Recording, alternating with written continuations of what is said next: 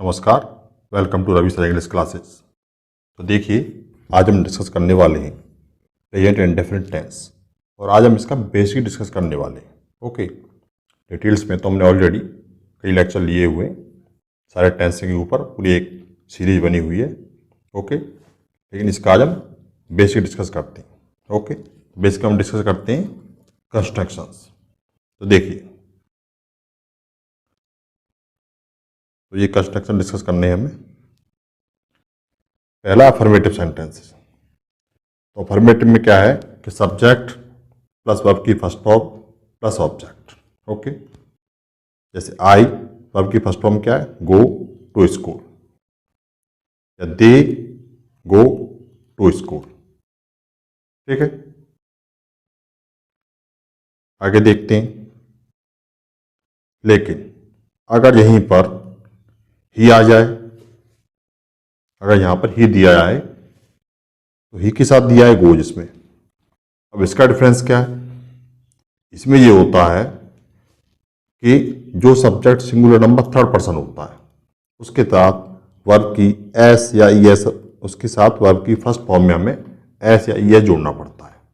Okay, अब singular number third person क्या होता है वो थोड़ा समझाते हैं। देखिए, ये पर्सनल प्रोनाउन होते हैं, I, we, you, he, she, it, they. तो इनमें क्या है, आई होता है singular number first person. Okay, you होता है सिंगुलर नंबर सेकंड पर्सन और प्लूरल नंबर भी इसका यही है। आई का प्लूरल नंबर हो गया वी, और ही, शी, इट ये सिंगुलर नंबर होते हैं लेकिन थर्ड पर्सन होते हैं। ओके, और इसका प्लूरल बनाते हैं तो ये होता है दे। ठीक, तो ही, शी, इट या किसी का नेम हो, ये क्या है, सिंगुलर नंबर थर्ड पर्सन। इसके लिए हमें वर्ब की फर्स्ट फॉर्म में एस या ई एस ही जोड़ना पड़ता है। एक्चुअल में वर्ब की फर्स्ट फॉर्म जो होती हैं वो दो होती हैं। ठीक है ना, कम से कम दो तो होती हैं, कुछ ज़्यादा भी होती हैं कभी कभी, वो हमने ऑलरेडी डिस्कस किया हुआ है। ठीक है, तो वर्ब की फर्स्ट फॉर्म कम से कम दो अवश्य होती हैं, जैसे राइट, ओके, और राइट्स। तो जो राइट है ना, ये इसकी बेस फॉर्म है, दोनों फर्स्ट फॉर्म में, और जो राइट्स है वो singular number third person form में। ठीक है, ऐसे ही डू और डज, डू बेस फॉर्म में और does singular number third person form में। ऐसे ही हैव और हैज, हैव क्या है बेस फॉर्म और हैज क्या है singular number third person form. तो हमें ये ध्यान रखना है कि अगर subject singular number third person है तो उसके लिए एक स्पेशल फॉर्म बनी हुई है जो कि सिंगुलर नंबर थर्ड पर्सन की ही फॉर्म होती है, उसको यूज करते हैं हम, इसलिए हमने ही के साथ यहां पर गोज यूज किया। ओके, तो यहां पर डू, डज, हैज, हैव ये तो होती हैं, और राइट या ऐसे कोई वर्ब आए तो उसमें एस या जोड़ना पड़ता है हमें। अच्छा, एस और ई एस में थोड़ा डिफरेंस बता देते हैं। ठीक है, एस या ई एस का डिफरेंस ये है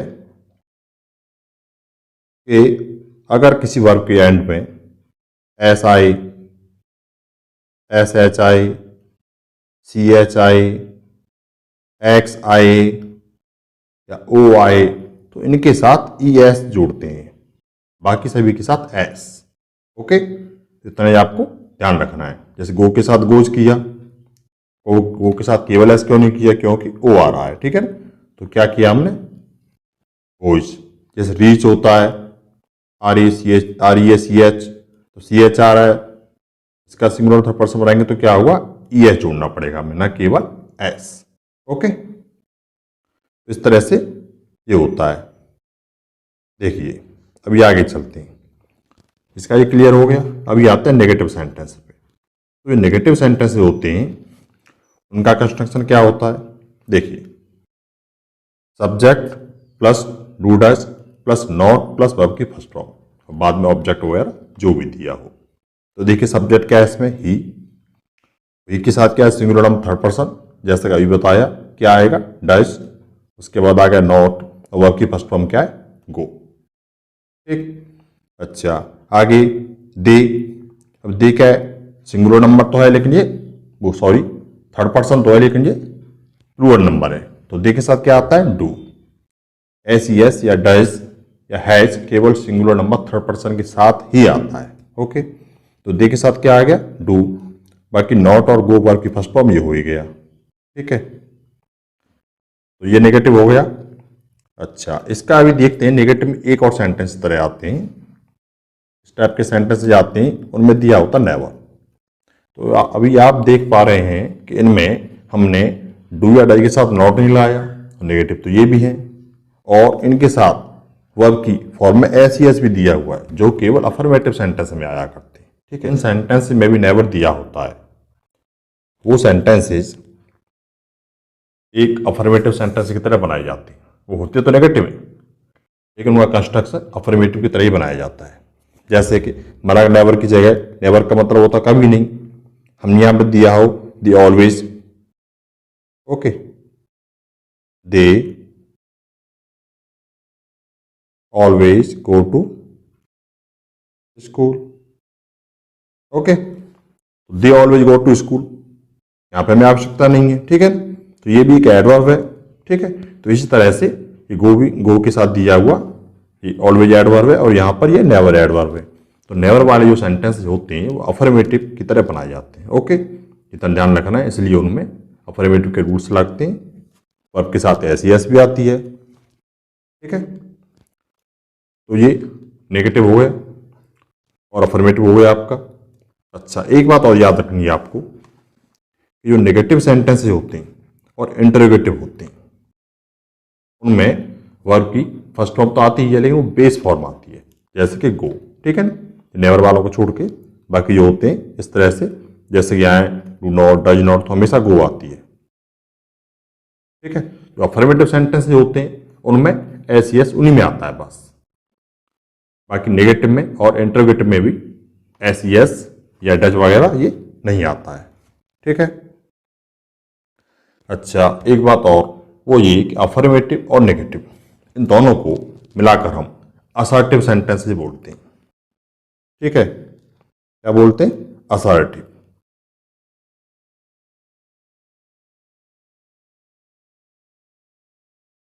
असर्टिव सेंटेंसेस बोला करते हैं।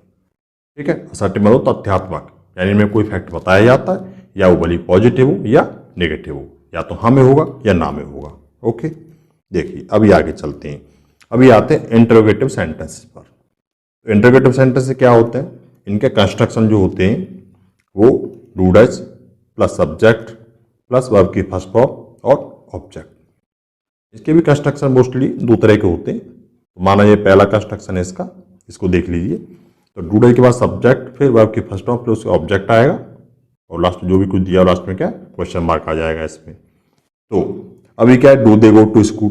तो डू क्यों आया, क्योंकि यहाँ पर दे दिया हुआ है। ठीक है, तो दे के साथ डू और ही के साथ यहाँ पर डज। तो do they go to school, यानी डू डज आ गया, सब्जेक्ट आ गया, दे, वर्ब की फर्स्ट फॉर्म आ गई, बाकी एटसेट्रा आगे वर्ड हो गए जो भी वो आ गए यहाँ पे। ठीक है, अब यहाँ पे देखिए does he go to school, तो सबसे पहले क्या है, डू डज आ गया, फिर सब्जेक्ट आ गया, वर्ब की फर्स्ट फॉर्म आ गई। क्लियर, ये हुआ पहले टाइप का कंस्ट्रक्शन। ठीक है, अच्छा, इसमें होता है एक सेकंड टाइप का। वो ये होता है कि जब भी कोई क्वेश्चन वर्ड दिया होता है, सेंटेंस में क्वेश्चन वर्ड दिया होता है, WH वर्ड दिया होता है, जैसे वाई है, हाउ है, ओके, हाउ मेनी, हु, ऐसा कुछ भी दिया हो, तो उसके साथ क्या कंस्ट्रक्शन ये लागू होता है, क्वेश्चन वर्ड प्लस प्लस, तो वही जो अभी दिया हुआ है यहाँ पे। ठीक है, do does plus subject plus verb की फर्स्ट फॉर्म, यहाँ भी do does plus subject plus verb की first form plus object.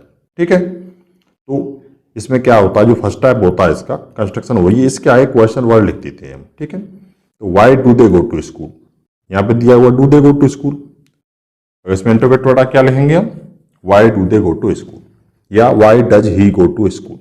Y आ गया, बाकी सारे कंस्ट्रक्शन वही है, वाई डू डज आ गया, सब्जेक्ट आ गया, वर्ब के फर्स्ट फॉर्म आ गई, बाकी एक्स्ट्रा वर्ड्स आ गए। ओके, अभी चलते हैं आगे। अच्छा, कुछ सेंटेंस ऐसे भी होते हैं जो नेगेटिव और इंटरोगेटिव भी होते हैं, यानी इंटरोगेटिव तो होते ही हैं, इंटरोगेटिव के साथ साथ वे नेगेटिव भी होते हैं।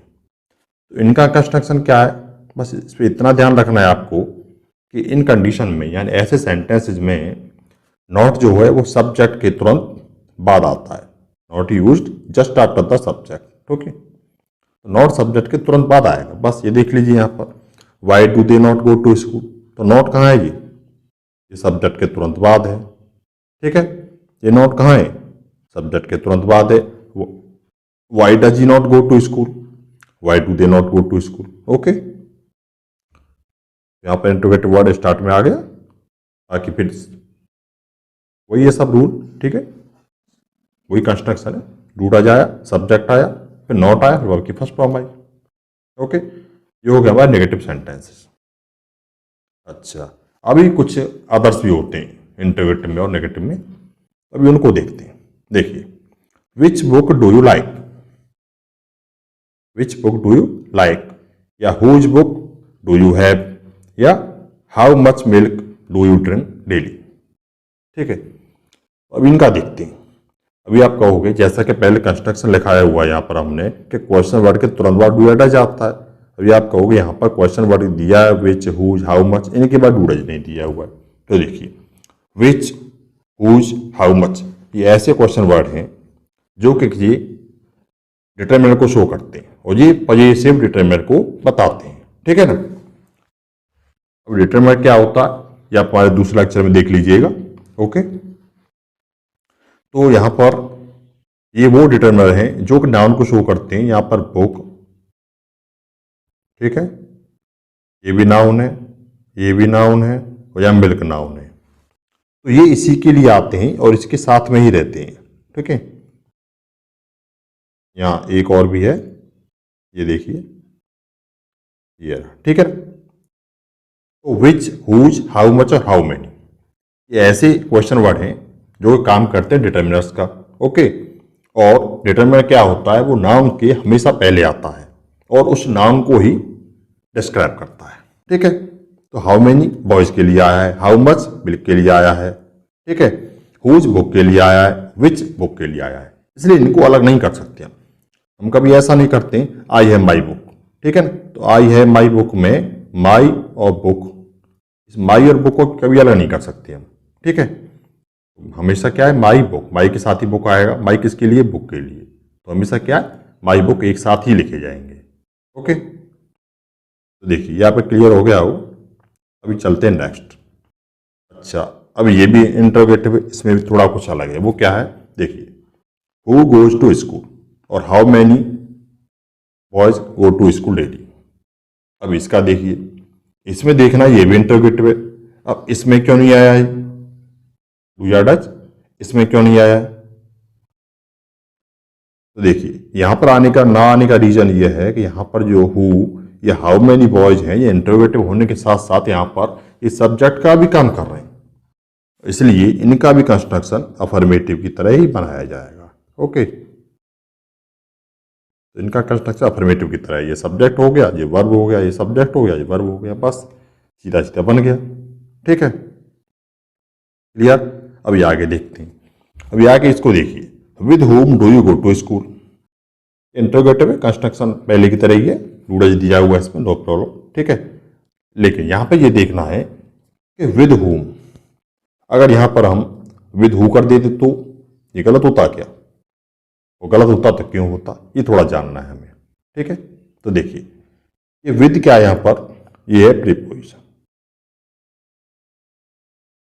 ठीक है, विद क्या है, ये है प्रीपोजिशन, और प्रीपोजिशन के बाद जो वर्ड आता है वो हमेशा ही वो उसका होता है ऑब्जेक्ट। ओके, प्रीपोजिशन के बाद आने वाला वर्ड हमेशा उसका ऑब्जेक्ट हुआ करता है, और ऑब्जेक्ट हुम होता है, न कि हु। ठीक है, तो यहां पर हुम ठीक है, तो आपको ध्यान रखने की बात यह है कि विद यानी या कोई भी प्रीपोजिशन हो उसके बाद हमेशा उसका ऑब्जेक्ट आएगा और वो ऑब्जेक्ट फॉर्म में ही होगा। अच्छा, अभी नेक्स्ट देखिए, where do you belong to. अब यहां पर देखिए, हमने कहा विद के साथ ऑब्जेक्ट आता है। ठीक है, अब यहां पर टू क्या है, ये भी प्रीपोजिशन है। ओके, अब इसका ऑब्जेक्ट कहां है, where do you belong to, आप कहां से बिलोंग करते हो। ठीक है ना, with home do you go to school, इसका ऑब्जेक्ट देख लिया हमने, तुम किसके साथ जाते हो, तो विद के साथ होम आ गया। अभी यहां टू भी प्रीपोजिशन है, इसके साथ ऑब्जेक्ट कहां है, तो देखिए इसका ऑब्जेक्ट है वेयर। ओके, आपको ये क्या चक्कर है, तो देखिए इसमें रीजन ये है कि ये इंटरोगेटिव वर्ड होने के रीजन से ये सबसे स्टार्टिंग में रखा गया है, अदरवाइज ये भी यही होता। जैसे कि जी I belong to Agra, do you belong to, तो बिलोंग टू के बाद जो आएगा वो प्लेस होगा, ठीक है। जैसे आई बिलोंग टू आगरा, तो आगरा का एक प्लेस है, ये क्या है, नाउन है। ऑब्जेक्ट क्या होता है, नाउन है, प्रोनाउन होता है। तो यहाँ पर वेयर है ना, ये भी यहाँ पर एक ऑब्जेक्ट का ही काम कर रहा है, ये भी एक प्लेस का ही काम कर रहा है। आई बिलोंग टू आगरा क्या है, प्रीपोजिशन, इसका ऑब्जेक्ट हो गया। तो इसी तरह टू के बाद ये प्लेस जो दिया है वो वेयर है, ठीक है ना। वेयर के आंसर में आया कोई नाउन नहीं आएगा यहाँ पे, ओके। तो यहाँ पर ये हुआ, ठीक है। आई थिंक आपको सब कुछ क्लियर हुआ होगा। तो आशा करते हैं आपको सब कुछ अच्छी तरह समझ में आ गया होगा। वीडियो अच्छा लगा तो लाइक, शेयर और सब्सक्राइब कर देना, ठीक है, कुछ अच्छे लर्नर्स के साथ। Okay, thank you, bye.